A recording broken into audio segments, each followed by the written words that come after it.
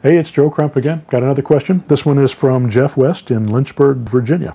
Jeff says, how do you find and train an out-of-state realtor to help you close your deals?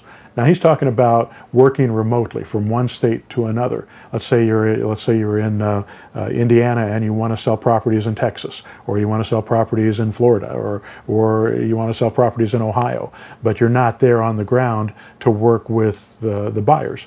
Well, then what you can do is you can hire real estate agents to do this stuff for you.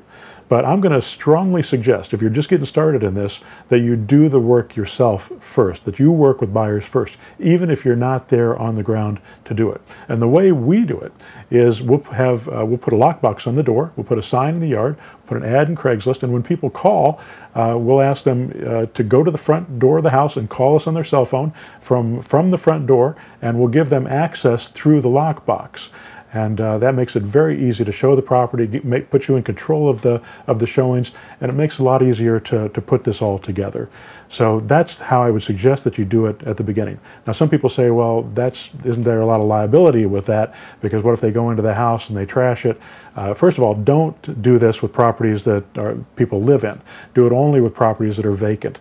We've been doing it for years and years and years, and we've had thousands and thousands, maybe tens of thousands of properties that we've shown this way, and we've never had anybody trash a property. Maybe once in a while we've had somebody actually leave the door open, but one of the ways we deal with that is we ask them to call us back as soon as they leave the house so that we can make sure the door is locked and shut and closed up. And they always do that because they don't want to be responsible for a problem there.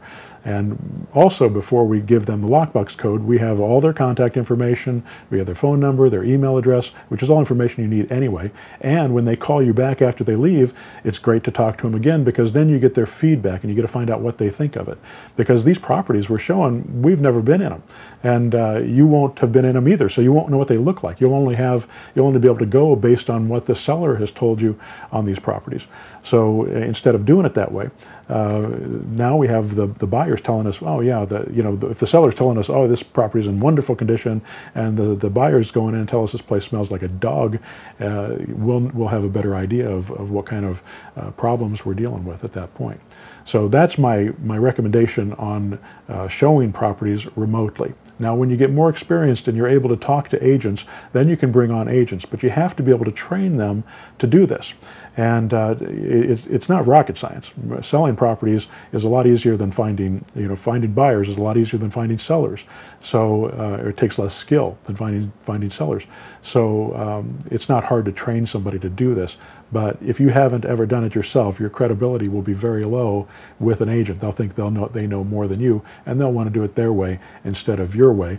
And your way should be my way, because you're learning it from me. And I know what I'm doing, and I know more of what I'm doing than what they know. So that means that if you're learning from me, you need to do it the way that you're taught to do it, because that's the way that works. We've tried it many different ways. Use the techniques that I teach in the push-button method and the mentor program, and the likelihood that you'll sell it will be much, much higher. All right, hope that helps. Thanks.